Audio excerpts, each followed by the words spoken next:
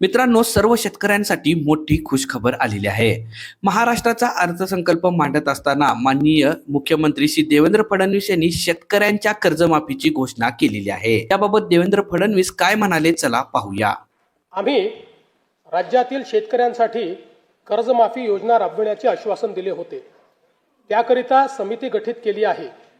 राज्यातील 30 सप्टेंबर 2025 रोजी पीक कर्ज थकीत असणाऱ्या पात्र शेतकऱ्यांना 2 लाख रुपयापर्यंत कर्जमाफी देणारी पुण्यश्लोक अहिल्यादेवी होळकर शेतकरी कर्जमाफी योजना मी आज जाहीर करीत आहे.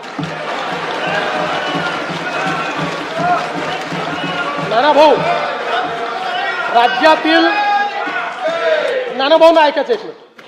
राज्यातील 30 सप्टेंबर 2025 रोजी पीक कर्ज थकीत असणाऱ्या पात्र शेतकऱ्यांना 2 लाख रुपयापर्यंत कर्जमाफी देणारी पुण्यश्लोक अहिल्यादेवी होळकर शेतकरी कर्जमाफी योजना मी आज जाहीर करत आहे.